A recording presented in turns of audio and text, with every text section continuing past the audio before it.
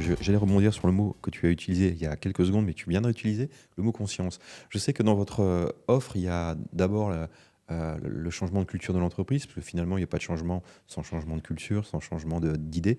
Ça, c'est un peu le job de Chloé, je crois.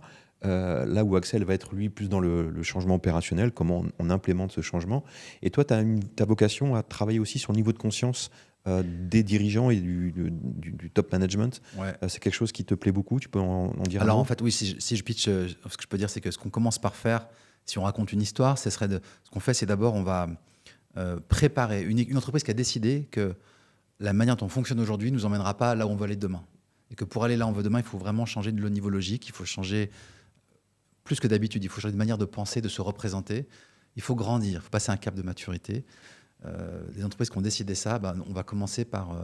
et qui en sont là. Nous, on va commencer par travailler avec l'équipe dirigeante pour se préparer à faire ce changement. Et se préparer, c'est comprendre, c'est bien s'approprier le case for change, pourquoi on doit changer, mais aussi prendre conscience du chemin, de ce gap de maturité. Qu'est-ce que ça veut dire de faire autrement pour nous collectivement et pour moi individuellement? C'est quoi, moi, en tant que leader dans cette organisation, c'est quoi les implications pour moi? C'est quoi, là où est-ce que ça va aller me chercher?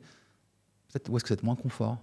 Là où j'ai des angles morts. Et donc, de devenir plus conscient et d'expérimenter une autre qualité d'être ensemble dans ce collectif de dirigeants pour ensuite pouvoir mesurer, finalement, on veut emmener notre organisation là-bas, mais c'est quoi les implications? Okay. Et donc, ce qu'on veut, c'est que cette équipe de direction elle puisse modéliser ce changement de niveau logique, ce changement de maturité, et qu'elle puisse l'incarner, et ensuite puisse, en conscience, réfléchir à par quoi on commence, comment on s'y prend. Parce que nos équipes sont là, et peut-être nous, on va être là. On ne va pas faire un saut quantique. Et si on ignore, si on oublie, et si on ne prend pas conscience de ce changement de modèle, et de ce que ça se passe, de la manière dont ça se passe à l'intérieur des gens, ce que ça demande comme changement à l'intérieur des gens, on ne va pas réussir ce changement. Donc il faut en avoir conscience. Ça nous ramène aussi au tout début de ton intervention, où tu disais qu'il fallait que finalement l'entreprise soit aussi au service de la société et de la planète, c'est-à-dire qu'elle s'insère dans un développement durable. C'est pas juste par morale, c'est aussi pour survivre économiquement et parce que c'est le sens de l'histoire, non? Je pense qu'aujourd'hui, beaucoup de dirigeants sont pris dans un c'est pas facile parce qu'ils sont pris dans un étau, ou en tout cas entre deux polarités. D'un côté, je dois faire vivre ma boîte demain. À court terme, je dois performer. Et ça, c'est un sacré pression. Parce qu'en réalité, j'ai pas les mains sur les manettes complètement. Surtout quand plus l'entreprise est grande, plus c'est complexe. Comment créer les conditions de ça à court terme? On doit réussir l'année, on doit remonter le chiffre d'affaires ou la profitabilité. Et de l'autre, parce qu'ils sont conscients, parce que c'est des gens intelligents, parce que ce sont aussi des citoyens, évidemment, une aspiration profonde à contribuer à faire évoluer la société, à résoudre les grands enjeux de notre époque. Et ces deux polarités-là peuvent sembler difficilement réconciliables.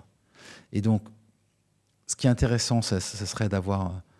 ce qui est intéressant, c'est d'avoir cette conversation dans l'équipe de direction et d'avoir conscience qu'en faisant ce chemin, ce gap, ce nouvel état, en fait, qui on est, qui on devient en tant qu'entreprise, c'est une entreprise plus capable d'être génératrice de valeur, d'impact positif pour cet écosystème, pour cette société, pour ces générations futures, pour cet environnement, qu'elle fait partie de la solution, qu'elle est un des ingrédients de la solution et qu'elle porte, à travers sa manière d'être, elle est aussi contributrice d'une culture sociétale nouvelle, peut-être plus durable, plus propice, plus au service de la vie. Et donc c'est là où on peut réconcilier ces deux paradoxes par le haut, en faisant cette évolution. Et donc ça, c'est aussi une conversation à avoir. Et donc c'est pour ça, cette première étape, c'est ce travail de préparation. Et c'est vrai que c'est plus, moi, du coup, je m'oriente vraiment vers ça. C'est ça dont je m'occupe le plus maintenant, travailler avec l'équipe de direction. Ensuite, une fois qu'on a fait ça, quel est le modèle on va expérimenter un nouvel modèle organisationnel avec ces nouveaux grands principes, la gouvernance adaptative, l'auto-organisation qu'on va mettre sur mesure, qu'on va adapter et qu'on va peut-être expérimenter dans un domaine limité, peut-être dans un département, sur un projet, pour tester, pour apprendre, pour que l'entreprise apprenne, avant d'ensuite le passer à l'échelle et accompagner le changement, la transformation. Et c'est vrai qu'on s'est un peu réparti les rôles avec Axel et Chloé, mais en même temps, on est tous les trois sur l'ensemble. C'est à la fois une capacité à être fluide dans les trois domaines, mais en même temps de proposer des offres de valeur complémentaires.